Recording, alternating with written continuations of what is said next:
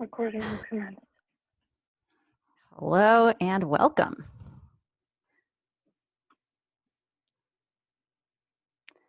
So we're going to get started. Thank you all for coming to celebrate the latest Hypocrite Reader issue, Prophecies. The whole issue is great, by the way. If we had time to have all of the authors read from their pieces, I would love to do that, but we don't have time, so we selected 3.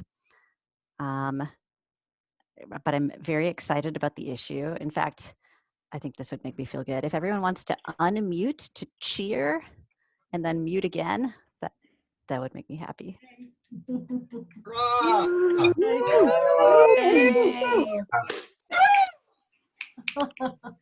Awesome. I'm one of the editors, by the way, and at this time, all the editors will go around and say their name, their location, and one lie about them. So I'll start. My name is Cat Pierro. I'm located in Brooklyn, New York. And a lie about me is that I'm excellent at keeping pets alive. Erica, you want to go next? Yeah, my name is Erica Eisen. I'm currently in Doylestown, Pennsylvania. And a lie about me is that I have 37 siblings. Piper, you want to go next? Yeah, my name is Piper Wheeler. I'm in Oakland, California. A lie about me is that I'm a fluent speaker of Finnish. Kit. Hi, I'm Kit Eganton. I'm in Iowa City. And a lie about me is that I have several horses tied up out behind my apartment.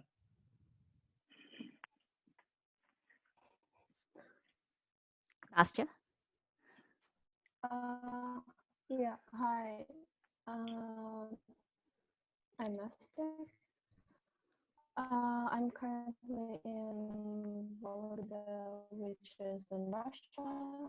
And a lie about me is that my favorite quantity is 3 tablespoons. Lenna? My name is Lenna Pierce. I live in Brooklyn, and a lie about me is that my parents were communist spies.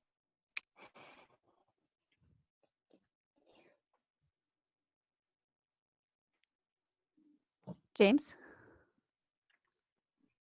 Hi, I'm James in London, UK, and a lie about me is that on weekdays I can swap bodies with my cat at will. Awesome. Sandy, are you hiding somewhere? I don't believe so. Okay, we're missing one, but that's okay. So we're going to have readings, and then each reading will be followed by a short prophecy by Lenna. Lenna, do you want to share anything about your methods, or are they secret?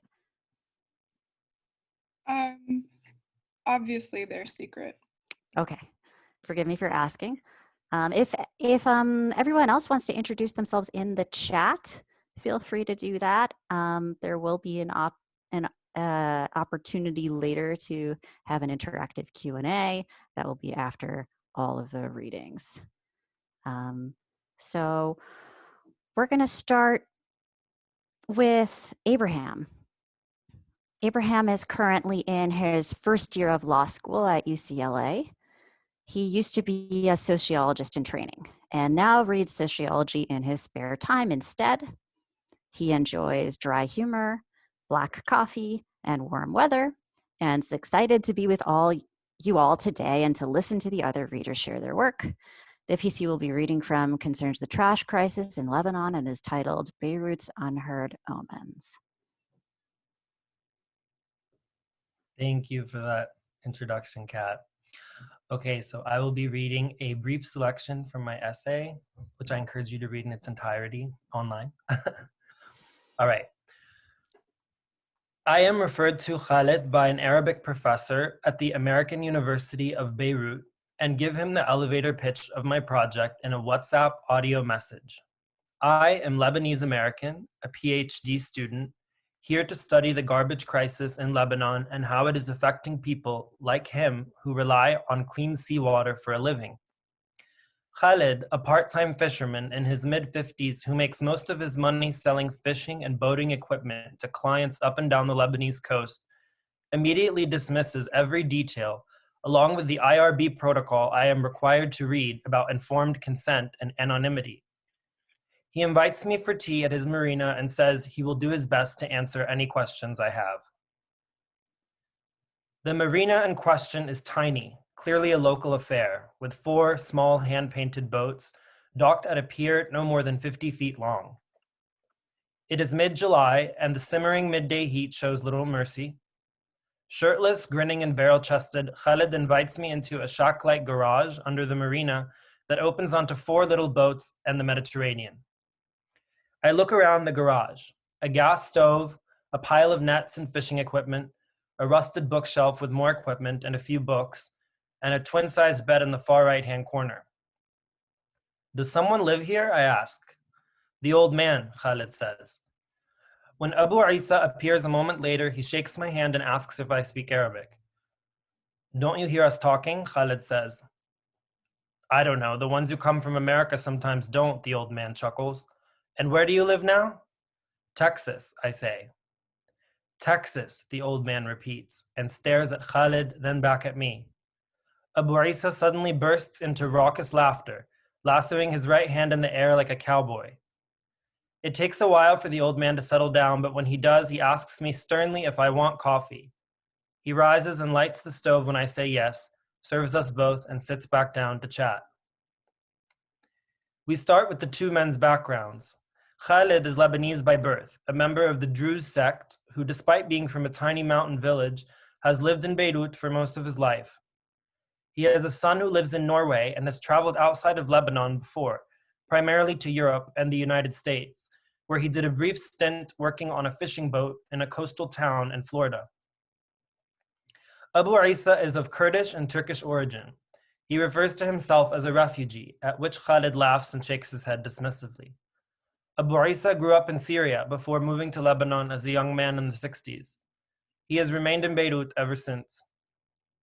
Khaled is middle class and Abu Isa is poor, but I can tell the men are lifelong friends, that Khaled would help Abu Isa out with any problem at a moment's notice. I am surprised to learn that Abu Isa is 88, as he still has a full head of hair and an energy about him uncharacteristic of his age. One biographical detail that sticks out is that Khaled comes from a long line of fishermen, while Abu Isa does not. I ask Abu Isa about this. What led him to pursue an occupation that in the Arab world is usually passed down from father to son? He laughs. I'm going to tell you something, he says, and I don't ever tell anyone this, but I love freedom. If you put me in a room by myself and close the door, I can't take it. I need out. And so I often ask myself, what brought me to the sea? I have thought about that many times, and this is the only answer I ever come up with. The sea is freedom. It is freedom in a way that nowhere I have ever lived has been. Not Turkey, not Syria, not even Lebanon. The sea is freedom. No other freedom compares. But they went and dirtied it, all those sons of bitches. It's not the same sea it was in the 70s, the 80s, even the 90s. Not even close. This whole country needs to be burned. I stop the tape, lean forward in my chair, close my eyes. The images from Beirut's port blast this year are playing back in my mind. It is the summer of 2020 now, 2 years later, and Lebanon has made world headlines again, this time for an even more astounding systemic failure on the government's part. A fire in an industrial warehouse spread, causing more than 2,750 tons of ammonium nitrate to explode inside of a storage facility by the ship channel. The blast claimed over 200 lives, collapsed apartment buildings in a half-mile radius, and shattered windows as far as 20 miles away. In the day that followed, it was revealed that the cargo had arrived on a Russian ship 7 years ago and had never been moved elsewhere during all that time, despite multiple warnings and letters to the national government from Lebanese scientists and Beirut residents. For a day, the world had watched and replayed this same footage of the city being consumed by a billowing, mile-high mushroom cloud. 2 years had passed since our interview. I had a different phone now and no direct way of reaching Khalid, let alone Abu Isa. But as I read about the disaster, I couldn't help but wonder, were either of the two men out on the water at the moment of the explosion? Were they anywhere near the port? I opened Google Maps and was able to find their tiny, unmarked marina in Ras Beirut, which was fortunately at enough of a distance from the port to have escaped ground zero status. Still, nowhere in Beirut was unscathed, and anyone on the water at the time of the blast was most likely in bad shape, given how much of the impact the sea had absorbed. I replayed Abu Isa's words over and over in my head. Human beings first. We have to become human beings first. There is no use to talk about the environment until we become human beings. Had Abu Isa internalized a Western Orientalist view of Arabs as fierce savages unable to govern themselves? Or was he referring to the impasse of sectarianism, to the need for a new political imaginary in the Arab world, one that sees our common humanity as an organizing principle, that treats personhood as a trait superseding sect, tribe, or clan? I closed my laptop and stared out at a different sea in a different part of the globe. Okay, thank you.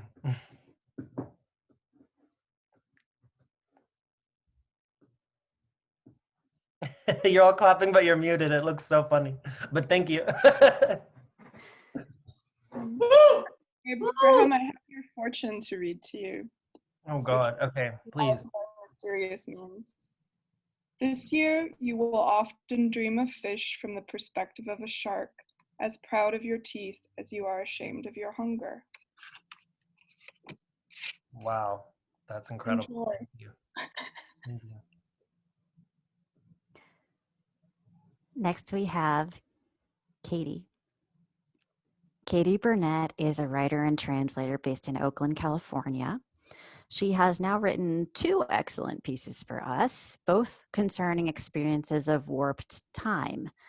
If you have not yet read The Next Spring Like This Will Be in 100 Years, her piece for the July 2020 issue, you really should. It draws a connection between the waiting game of our present era and Alexander Kluge's take on April 30th, 1945, the day Hitler shot himself. Today, she will be reading from 3 Angels, her new piece for Prophecies. Thank you, Kat. And thank you everyone for coming. It's so wonderful to see you all and see your names if I can't see you.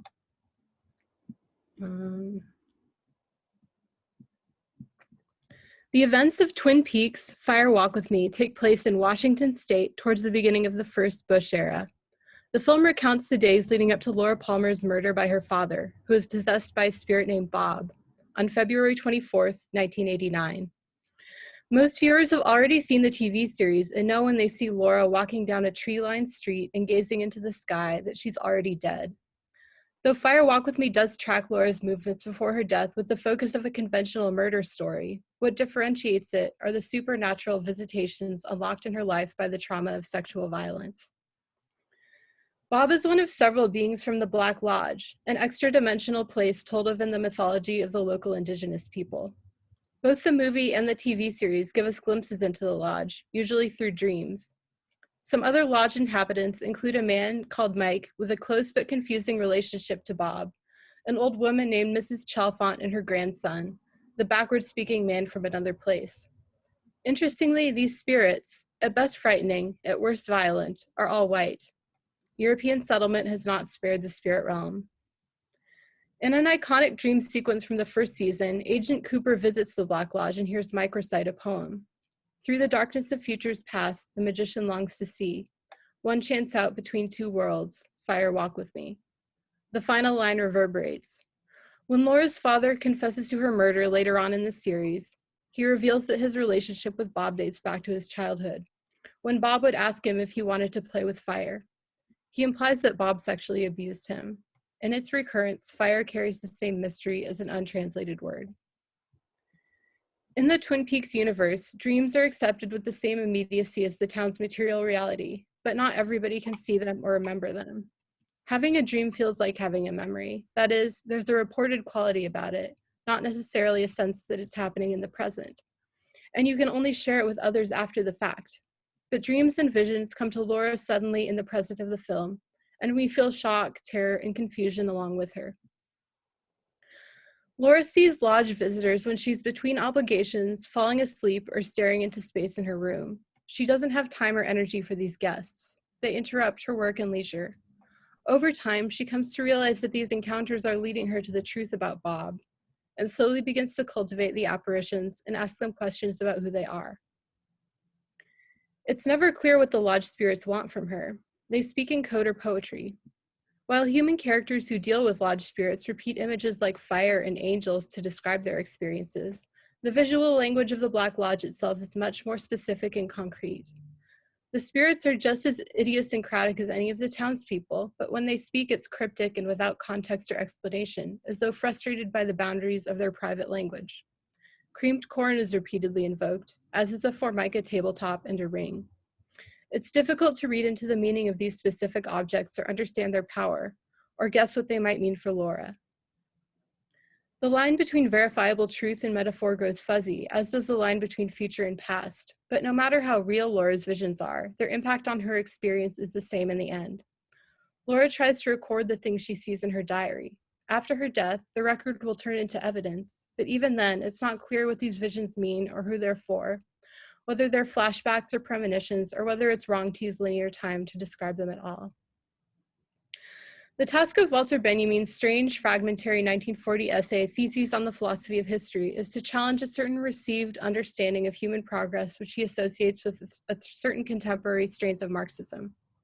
His characterization echoes the ideology of American progress, carried from before the time of John Gast's Angel to the present day, where it has matured into the shiny optimism of late capitalism. Benjamin describes a faith in the infinite perfectibility of mankind, unbounded and automatic. He finds its irresistible forward march allows no opportunity for an expansive awareness of the present moment, let alone the past.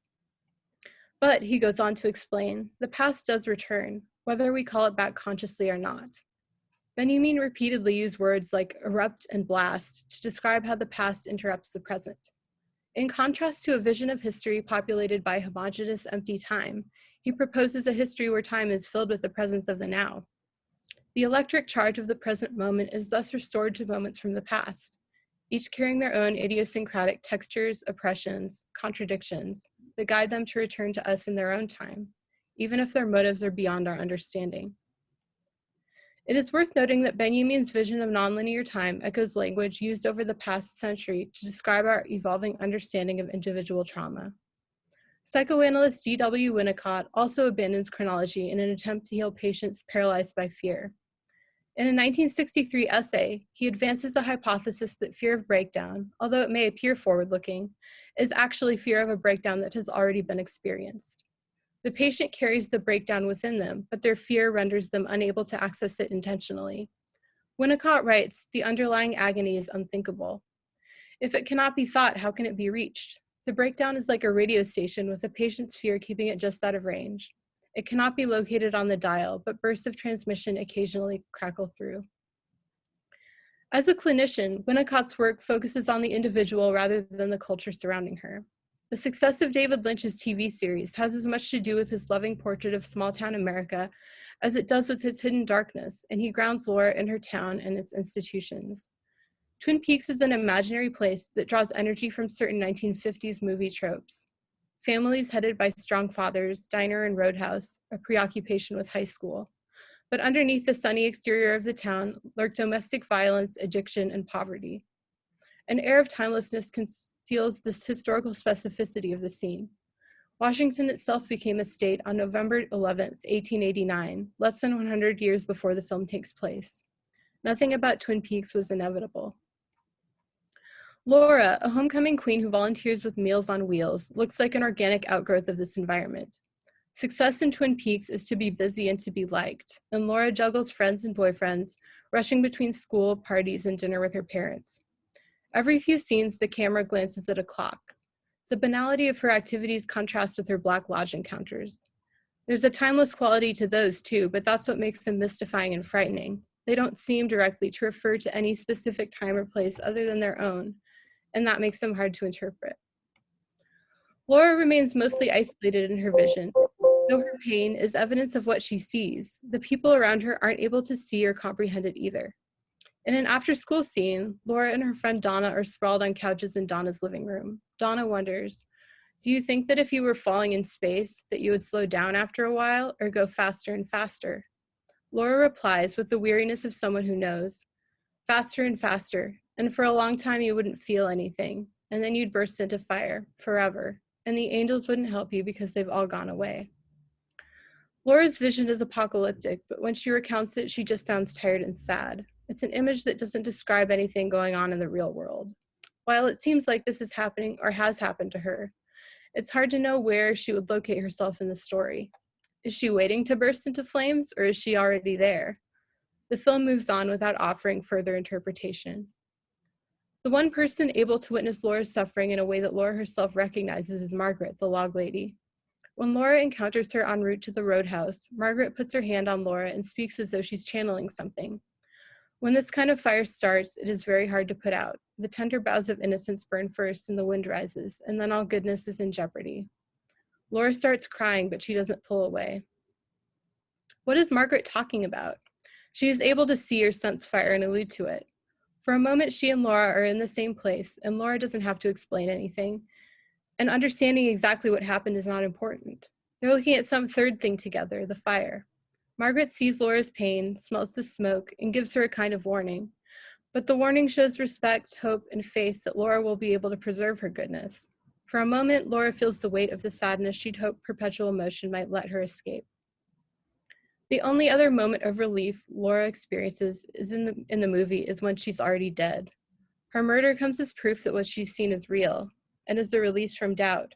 She dies rather than allowing Bob to possess her. In the Black Lodge, when she finally knows that she's died on her own terms, she cries with happiness. Agent Cooper is there and puts his hand on her shoulder. They stay that way, looking at Laura's angel together. Unlike the rest of the eccentric lodge crew, the angel is silent, still, and nondescript. She is the source of light, and may be the only being in the film truly from the future.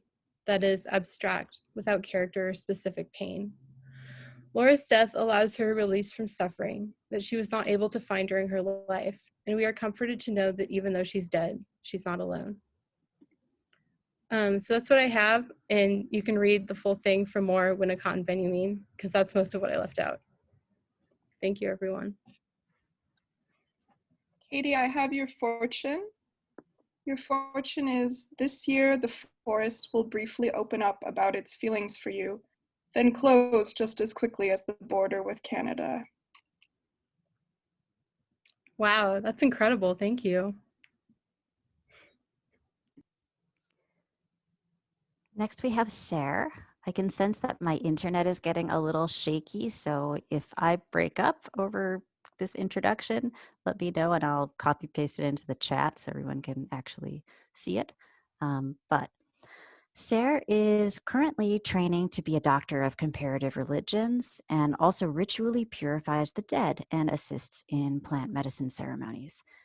At the moment, Sarah is under the tutelage of a pink flowering jungle tree who is also a mermaid. One day, Sarah might return to serving and teaching at an ashram, but not yet. Sarah's piece is titled Ayahuasca, the Eye, and the Ashram.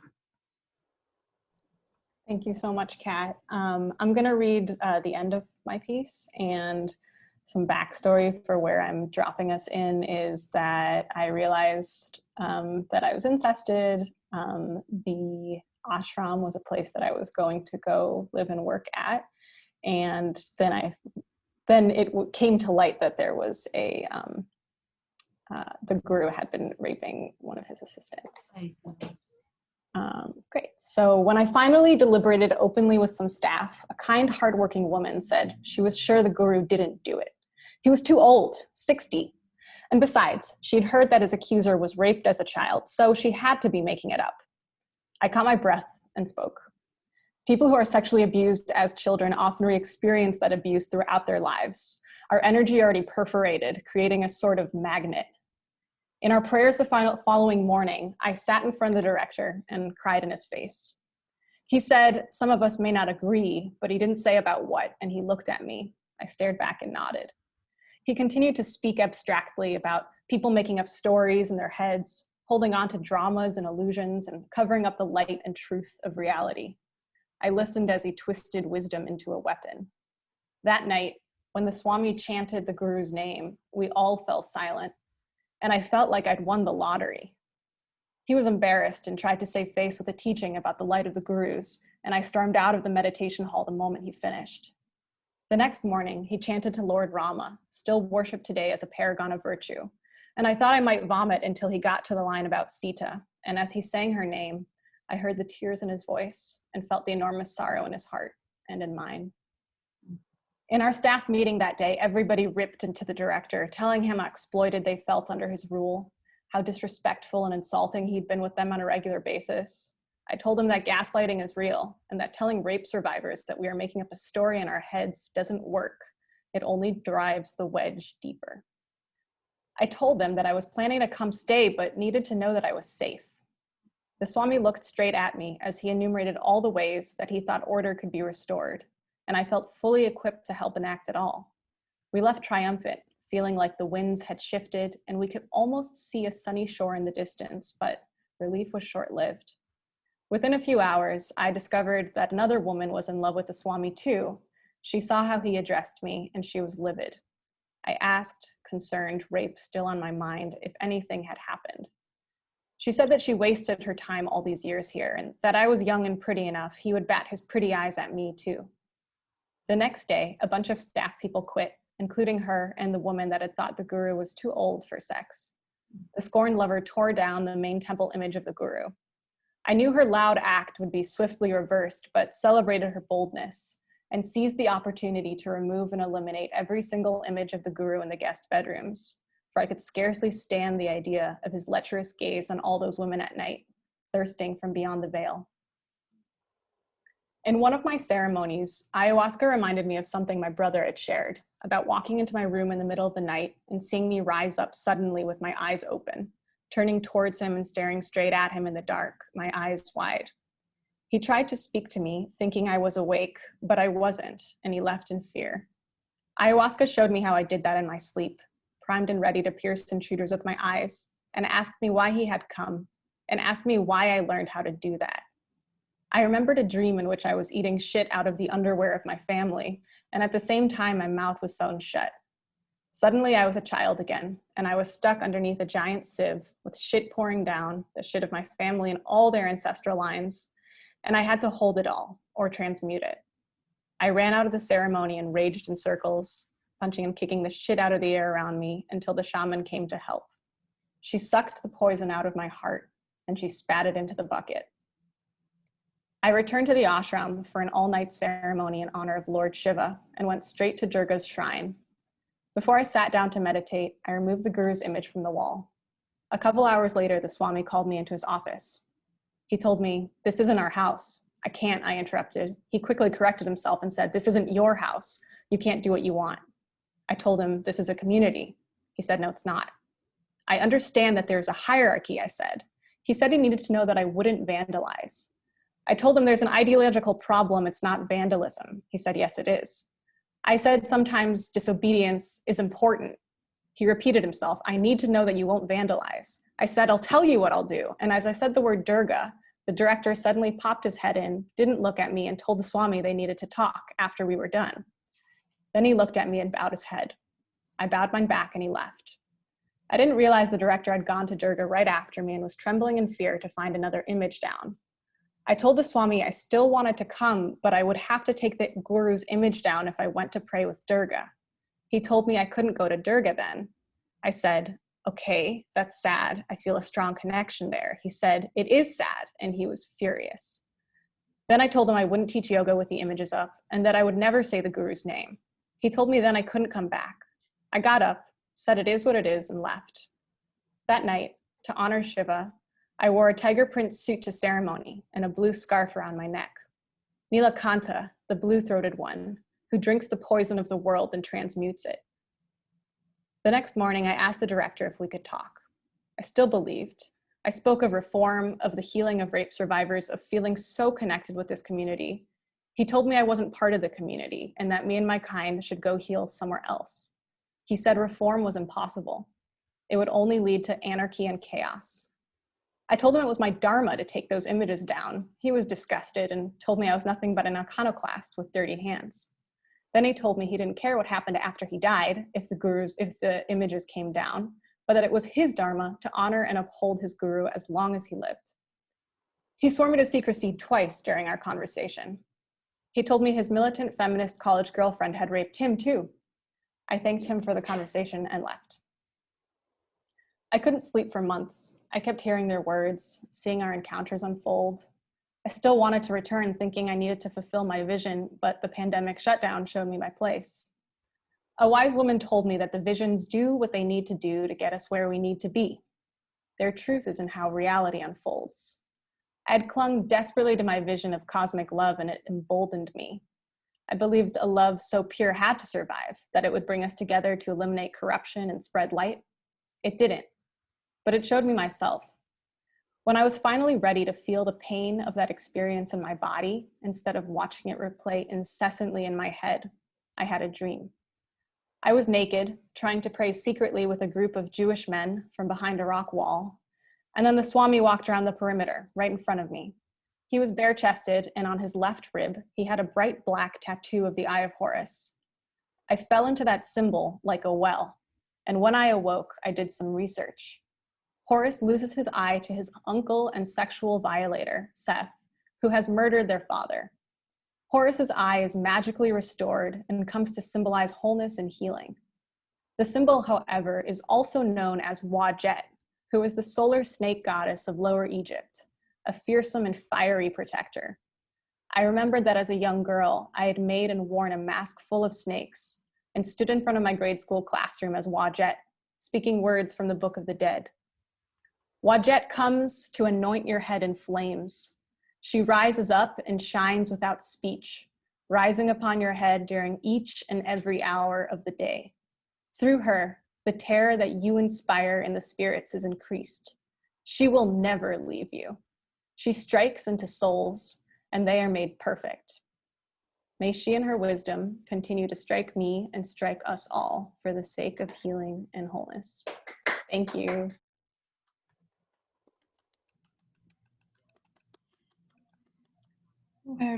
Sarah, I have your fortune. Your fortune is this year your desire to remove false idols will lead to a lucrative career as an interior decorator of the mind. Thank you.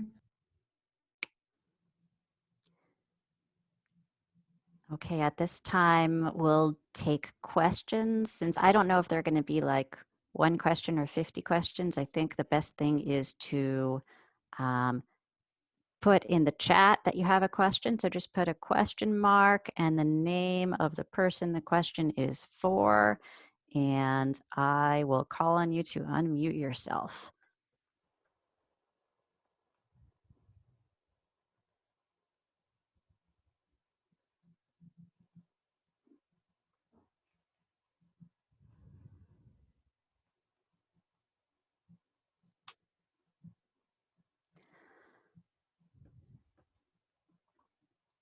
Sam.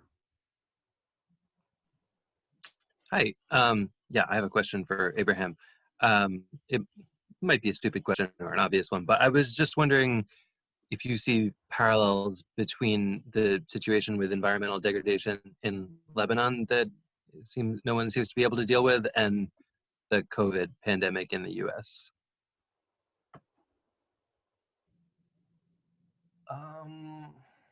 I mean, COVID is an ongoing crisis in Lebanon too. So it's sort of like two things happening at once there. Is there a specific like parallel, or was there something specific? You just mean the environmental crisis in Lebanon and then the pandemic in the US? As you're asking similarities? Yeah, I guess, I mean, at one part of your piece you talk about, I forget what the phrase is, but like an ordered society that's lacking. I forget what the phrase is involving the word order, but that's why no one seems to be able to prevent or deal with the pollution and garbage there. Do you feel like there's like, it would be useful to analyze the failures of the government here in the same frame of a lack of an ordered system? Yeah, it's a really good question. I mean, I think the question of an ordered system does have a lot to do with a social safety net and sort of feeling like you're taken care of by your government, and that those things are not things you have to worry about. And it's interesting because, I mean, I think you could very strongly argue in the US that we don't have these things taken for granted either, that poor people in the US don't necessarily have this ordered system to fall back on. I think the primary difference, which I explain in the piece, is more about how in the US there is sort of this impersonal bureaucratic state that is sort of the provider of services and who you are sort of fighting against when you're trying to get the system in order or trying to get what you want. And often in Lebanon, you're sort of fighting with your sort of local or tribal leader, and you're trying to get them to get you as big of a piece of the pie as possible. So maybe the mobilization and the way that mobilization is directed and who it's directed toward, I think it's just, it's hard to explain the sectarian system, but it's just different from what in the US we would do to try to like order our system per se. I don't know if that helps, but it's an interesting question. I'm not sure I could answer it without like 3 hours of, yeah, but it's a good question.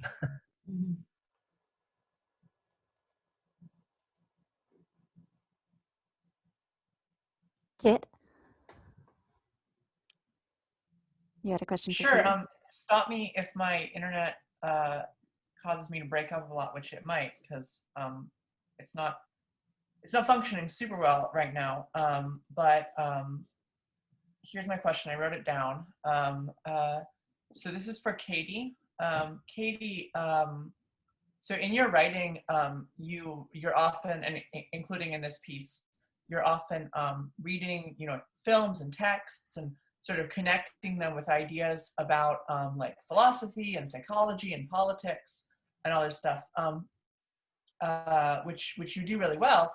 And my question is, what is like your goal, like for your writing? Like something I've wondered is like, what do you hope that your writing will do for the reader? Do you want the reader to sort of understand the stories that you're reading better, or is it more about like using the stories as an illustration for the philosophy, or is the writing itself a form of art? Is like the connecting a form of art, or is it something else? Wow. I don't really know. I guess like I enjoy writing about things that kind of bother me, that there's something sort of like hard to articulate behind it, and the writing is a way to like kind of untangle it all. And I mean, I spend a lot of, at least in these past two pieces that I've written for the Hypocrite Reader, I've spent just like a lot of time thinking about the source texts and kind of like living with them and having feelings about them. The Laura Palmer piece was really, really hard for me to write, but it's because I wanted to write some version of it for probably like 10 years. So a lot had kind of built up behind that. And being able to find a way into it was very challenging for me. But I feel like if I'm carrying around this like baggage of things that I want to write about, like I want to make it worthwhile for other people to read about too, and hopefully illuminate something new for them as well. I don't know if that answers the question. Yeah, it does. I have a follow-up question, which I don't know if you can answer again without like a 3-hour lecture as per Abraham's. What Abraham said. What was it that was troubling you or bothering you about Laura Palmer or about Firewalk with Me? Oh my God. I really thought, like, I really, I feel like Laura has some like special abilities, but she doesn't like know that she has them, and she just sees them as kind of like something that's like fucking up her life. And I kind of always wanted to like try to reframe that in my own mind. I mean, like, I think that in other hands, this would be some kind of like a teen witch story, but like it's not. It's like a story about how she gets murdered. And I wanted to like figure that out a little bit. Like I wanted to like find out what was kind of special about her abilities in that way. And also think a little bit about what it means that, you know, we live in a society or whatever where people aren't I mean, there are certain ways of talking about like trauma and visions and things, but they're very, very limited and not very like socially accepted, I think. And trying to unlearn some of the ways that we have of thinking about this, I think that's part of the kind of Twin Peaks project, I guess. And I think that like David Lynch would agree, because he's trying to get everybody to do transcendental meditation. That's a really cool. Thanks. Piper? Yeah, I have a question for Sarah. One thing I found really striking in your piece that I was thinking about while you were reading it as well is like how imagistic it is. And in some ways, it feels like the other senses don't really exist within this piece. Like it's so focused on images. And I'm wondering if that is what it's like to be with ayahuasca, or if that's like a component of like religiosity or the drug or both. Thanks for that question. Yeah, it's funny. I mean, I guess this was a piece about prophecies, and I was focused a lot on vision and the eye, but in terms of my personal ayahuasca experience, I actually pretty early on, when I would start to get visions, would say no to the visions and ask them to go away, because I felt like they might be a distraction. Or there's another thing that sometimes happens is on the medicine, sometimes the visions are very overwhelming and they can be very scary. And so one thing that we're counseled to do is to say, like, if this is medicine, then you can stay, but if it's not medicine, please leave. And that experience is sensorial in all of the ways, and especially auditorily.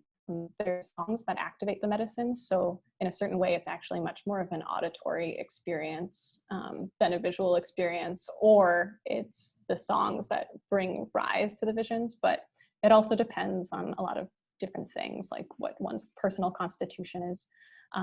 So yeah, does that answer that question? Yeah, so I guess you were kind of sitting more with the visions for the purpose of this piece. Yeah, and I guess in a certain sense, I feel like there's something loose about the idea of visions themselves. Like the vision, use the word vision, but I'm actually not entirely sure if it's visual, what happens when vision happens. Like it can be auditory, like auditory pieces can come in, or like the vision component of a so-called vision can be so fleeting and so light and so transient that it almost doesn't feel like a vision, but like the almost like the echo of what a vision might look like. I don't know if that is resonating or making sense to people, but that's my sense. For an exploration of whether prophecy is visual, we should definitely plugging Fenn's piece in the Hypocrite Reader. Yeah. I'm definitely curious about this. I've never done ayahuasca, but what I wrote about is this: the way what we talk about when we talk about a vision is a knowledge that sort of has a distance from us. It's coming to us in a way that's sort of extraordinary to the context, and how that is more like vision than anything else, like epistemically. And so I'm definitely interested. Yeah. What especially sort of like I didn't really talk about the auditory component very much, but I'm sort of interested in the haptic aspect of this. So I'm curious if there's any of that active in this. Is that a question? Yeah, like yeah. Like what was there, like a way, like if you're saying that if this experience is like all the senses, is there like a touch component to it?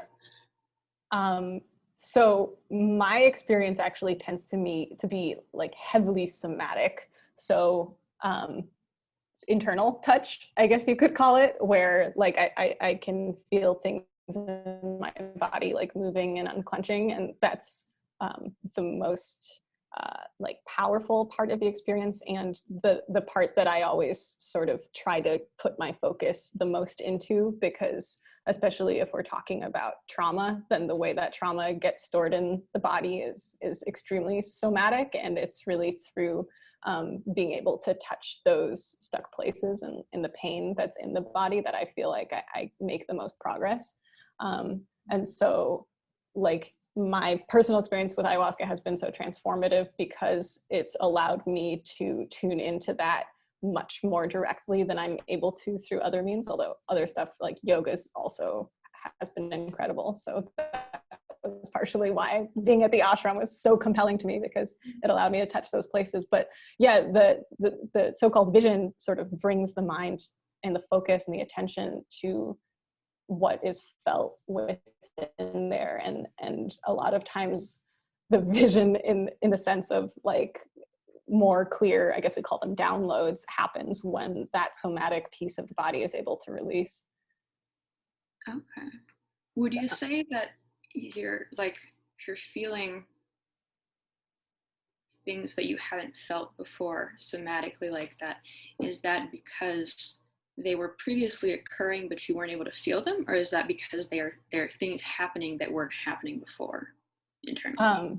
It's a combination of both. So like one of the big exciting moments in my trauma journey was realizing that my entire left chest area was numb, and I like couldn't, I had no sensation there, and I just didn't realize that, and I used to like, guard it. So it's been like a very slow journey of like, oh, like how do I open up that part of my body? And it's an extremely slow, excruciating process, but it sort of allows for more of that awareness of like, oh, this part of your body is numb. It's like an arrow being like, okay, let's go there. Like this place that you really don't want to go because it's full of like horrible memories becomes the place that like allows you to get deeper and deeper into that. And so, yeah, I think it's a journey of both of those dynamics.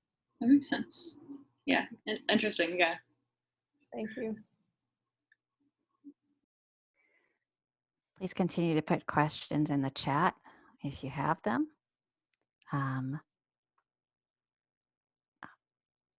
Stefan. Hi, sir.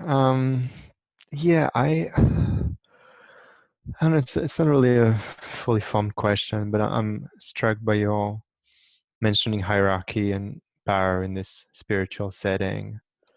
And I don't know, maybe wondering, is the fact that it's a spiritual setting, like thinking about how ideally a community would work, maybe with the fact that it's a spiritual community, should that change the way power works as opposed to, I don't know, a political, maybe not a community, also something of a different type? Well, as a non-politician, I feel like I can't really speak to how political power should work exactly. I'm sure other people in this room have really good ideas about that. In terms of the spiritual setting, though, I think that one thing that was so appalling to me about this situation, and I kept on sort of refusing to believe that the situation was what it was that I guess an assumption that I have about a spiritual community is that everyone has like a foundational commitment to serving like the highest good and the highest truth, and that includes like very intense self-work. And yeah, in this situation, like that wasn't happening. And I guess we talk about spiritual bypass a lot as something that happens in these kinds of communities where there are stated commitments to following certain precepts, and then the way that those play out obviously are not what they should be, or not what they seemed like they would be when things were spoken of in the abstract. So yeah, I don't really know the answer to your question. I feel like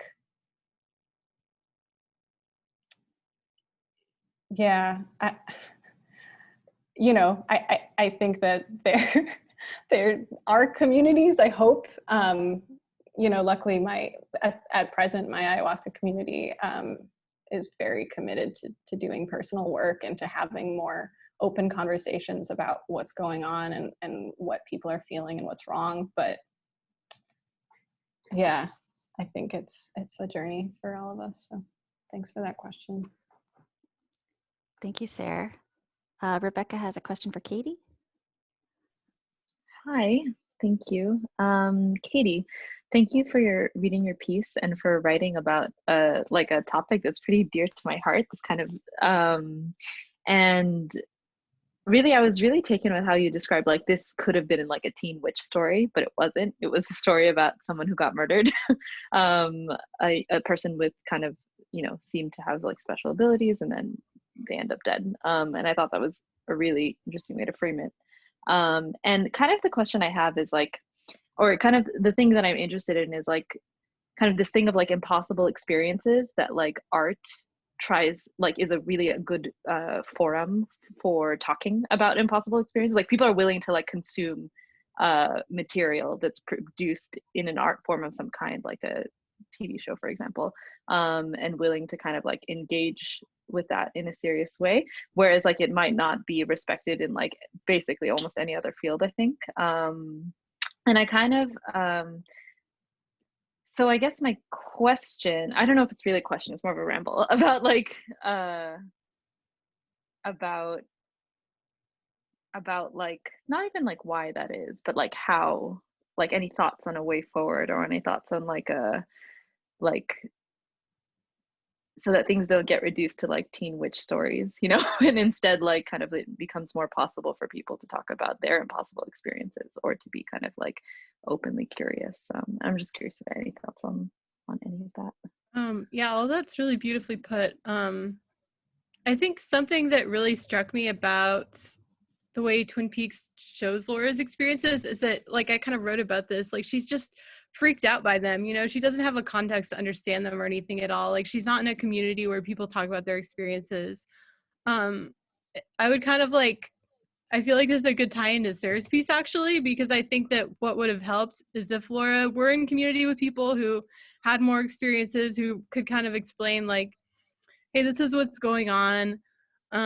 You know, if you have this personal trauma, like that's what's going to come up first, and then, you know, as you work through that, it'll probably go deeper. And what's happening to you doesn't happen to everybody necessarily, but like there is some like way of dealing with it that's a little bit more, you know, that people have been here before. You're not the first person to like be able to exist with this. And yeah, you're right that like this is something that people enjoy in art, but I think that I think it can only be processed in community in a certain way, because that's how people can learn to get past the initial sort of like panic reaction around wild things that happen, I think.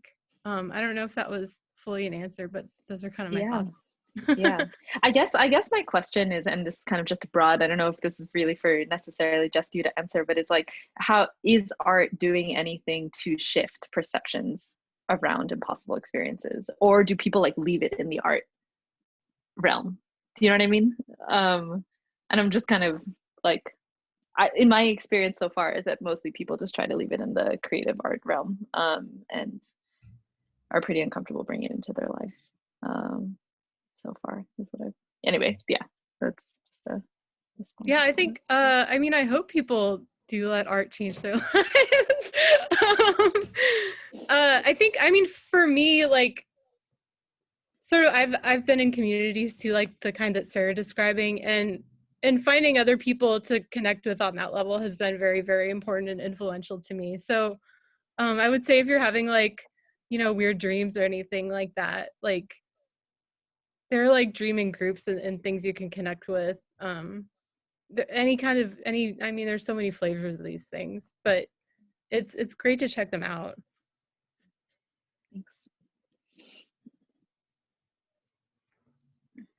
Erica? Thank you. So thank you to all the readers, first of all. It was really wonderful. My question is for Abraham. I loved your essay. I thought it was really wonderful.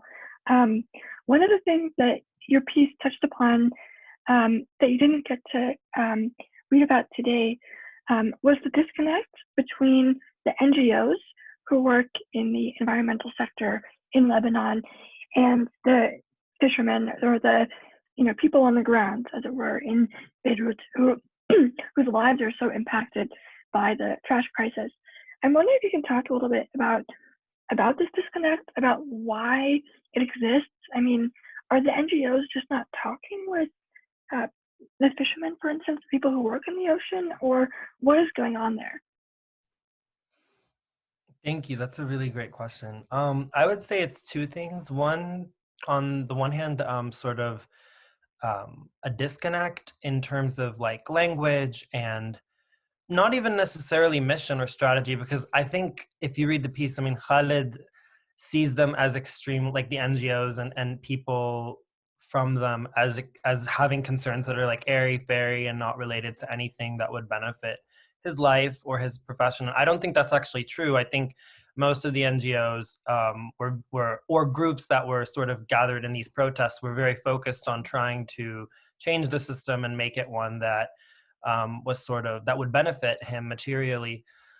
But I think it has more to do with the language and the sort of frameworks that that these organizations use that often don't convince working class people, just like in the US probably, that don't necessarily convince them to come on board. And so I found that linguistic, that sort of barrier, I mean, part of it in Lebanon is that, because the NGOs were not foreign. I mean, it's different when there are some places maybe where people come, Westerners who are not from the area and who are speaking a different language, and sort of there's just a way bigger gap there. No, I mean, these were actually Lebanese people, but Lebanon has a huge diaspora and a lot of people who bring frameworks from abroad, sort of, and it can often lead to this perception that, oh, these people are outsiders, oh, these people don't understand how things work here, and sort of that causes them to be perceived as unrealistic. So I think the language and the strategy around messaging was something that kind of got lost. Unfortunately, on the other hand, it's really just a question of power. So when I interviewed organizers from these NGOs and from other campaigns, they said the biggest problem was that they were not allowed to go to certain areas, essentially. And it's not like allowed as in like by the state, but really, so I mean, the different areas, so if there's like a Sunni area or a Shia area or a Christian area, I mean, there's a very delicate political balance that each tribal leader wants to keep intact because it benefits him. And so when they tried to set up, actually they modeled a lot on Bernie Sanders and Pablo Iglesias from Podemos. They tried to bring in this town hall model of like bringing town halls to different neighborhoods and trying to sit people down and talk through things like a televised debate that we have. And that this would convince people to join their campaign and to try to like overcome sectarianism. And they were just banned from entering a lot of areas, or they were sort of told under the rug, like, you can't come in here and do this. So a big part of it was that geographically they were restricted in what they could do, and so that they often had to rely just on media or social media. But yeah, I would say that those two things together, unfortunately, created a lot of misperceptions. And then again, on the other hand, some of Khalid's critiques are probably valid. But I think that was why there was a big disconnect. Thank you. We can take maybe a couple more questions. Nastya, did you have a question? Yeah, I also have a question for Abraham, and it's kind of a burning question for me. Why did you leave sociology grad school? Oh my goodness, you're opening a can of worms. Okay, that's a great question.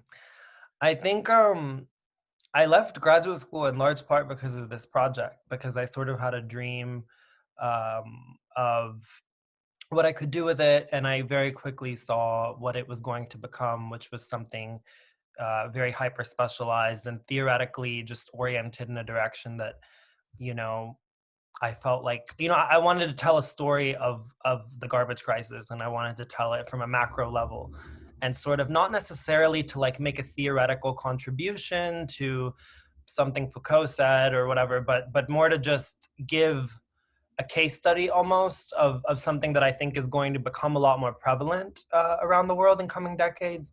And I found that, at least in sociology and in my department, it might just be specific to my experience, but I found that that was going to be pretty impossible to do because really it was more about the discipline, and it was about making a contribution to the discipline theoretically that would position me well on the job market and all that stuff.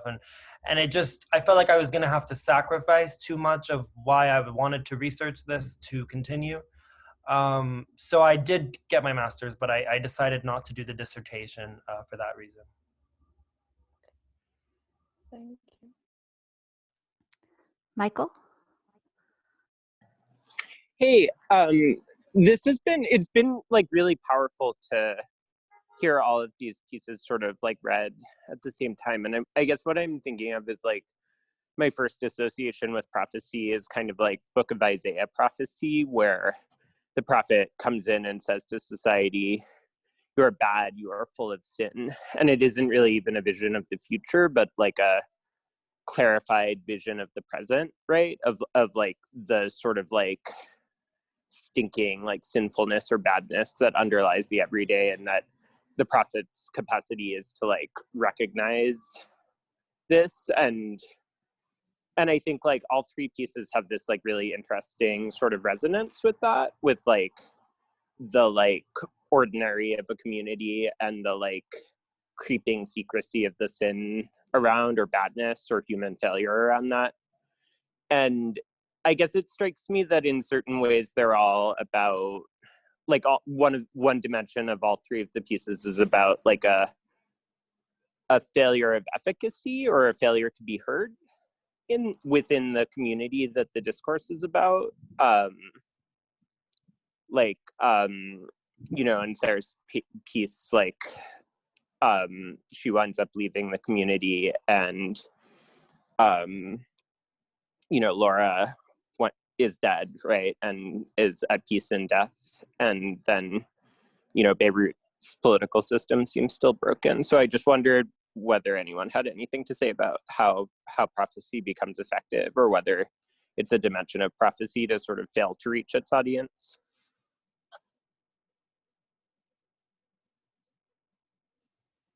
Awesome question. I think that it's hard because prophets aren't like good politicians. Like nobody wants to hear that shit. Think about Cassandra, you know?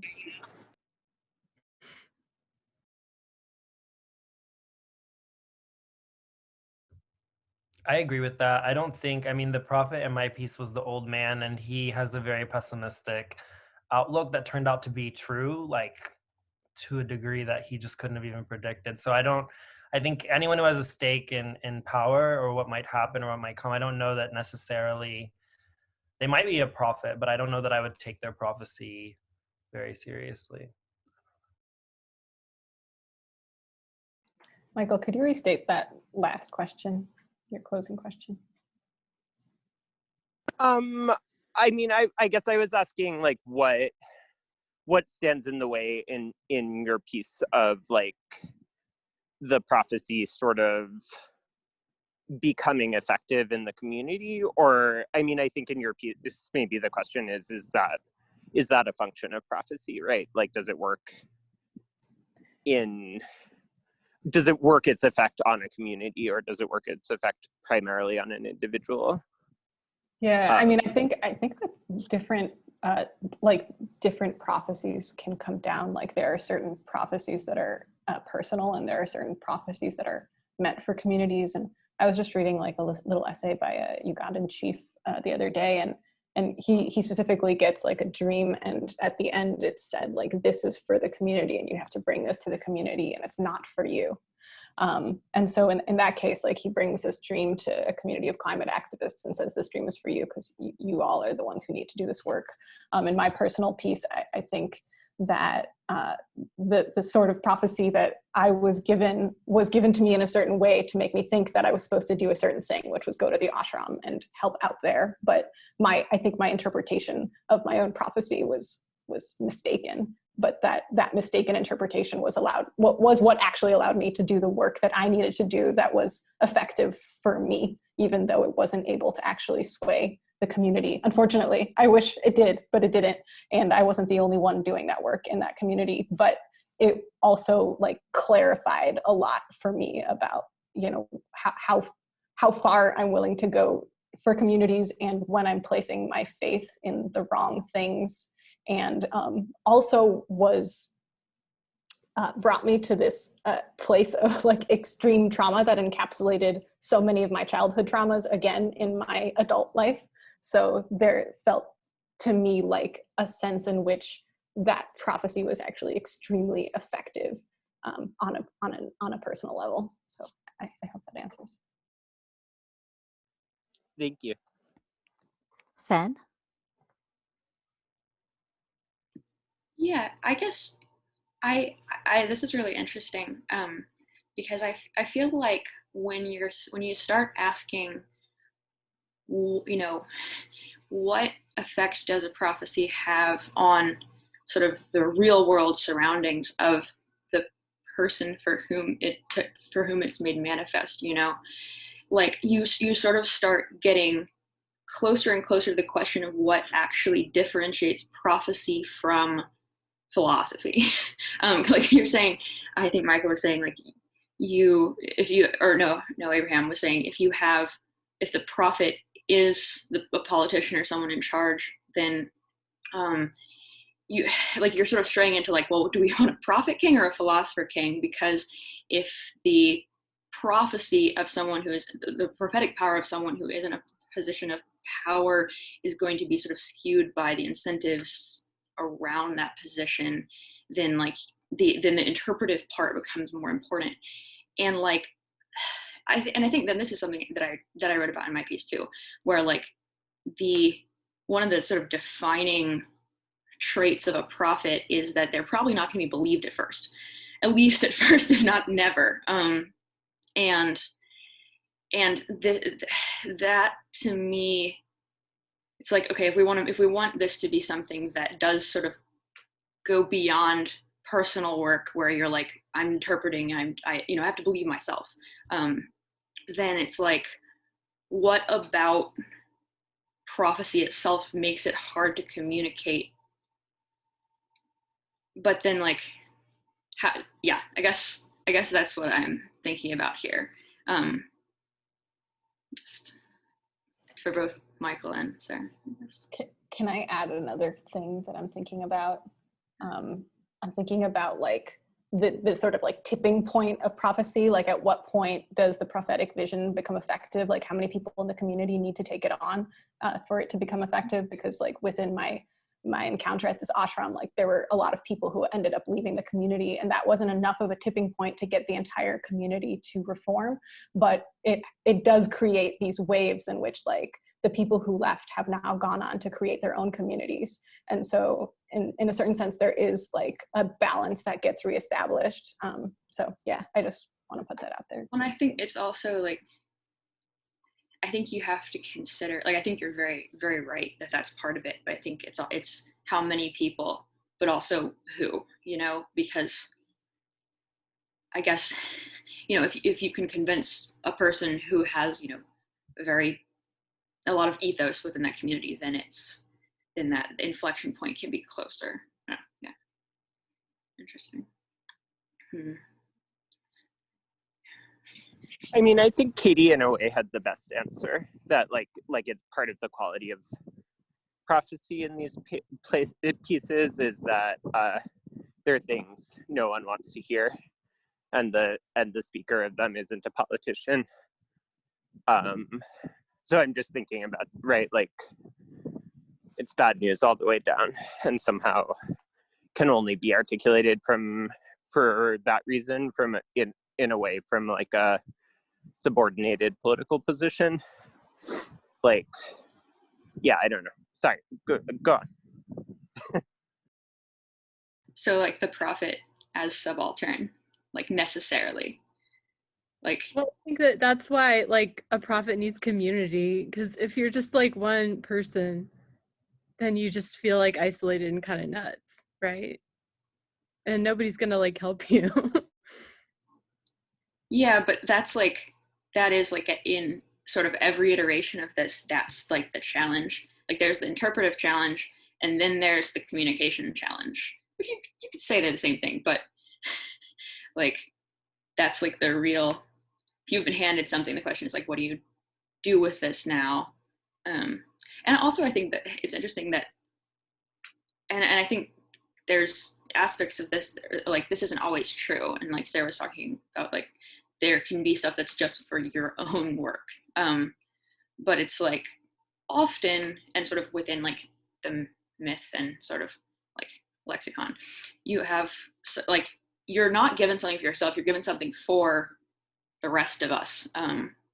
And like it's sort of an impossible position inherently, because it's meant to be, given, like communicated further, but it's like definitionally very hard to do, I guess. This is a super fascinating discussion. I think we have time for just one more question from Rebecca. Thanks, Kat.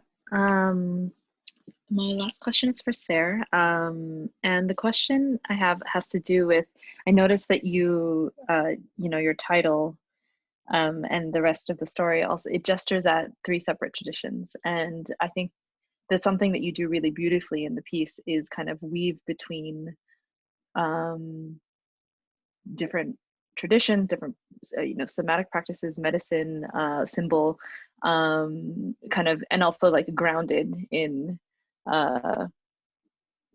these visions and these images that kind of come through. And so I'm just curious to hear about your experience kind of navigating multiple traditions, writing about it. It was done so fluidly, so seamlessly, kind of like one image like bleeds into another, and it's just all kind of like emerging out of something else, and I just thought it was really beautifully done, and I would love to hear about how you do it, what your thoughts are on it. On interweaving different traditions together. Interweaving different traditions, and yeah.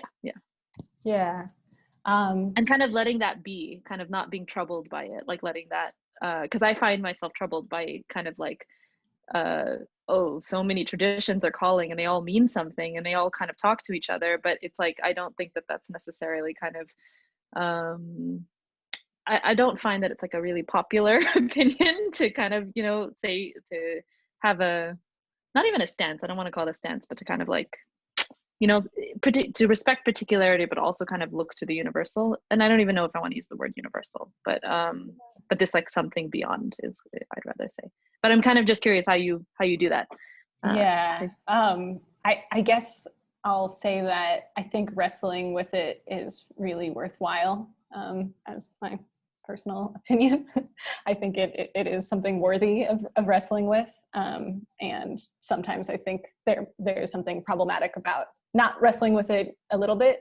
I feel like sometimes the norm outside of religious studies academy is that, and in the secular world, is that like spirituality is a grab bag and you can take whatever you want.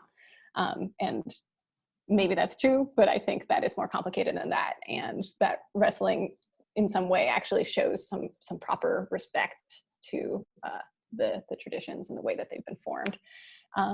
That said, I think it is maybe through the process of some wrestling that I feel like I've come to a place of more ease. Like when I first came to the ashram, I was actually on the heels of being extremely observant in my Jewish life.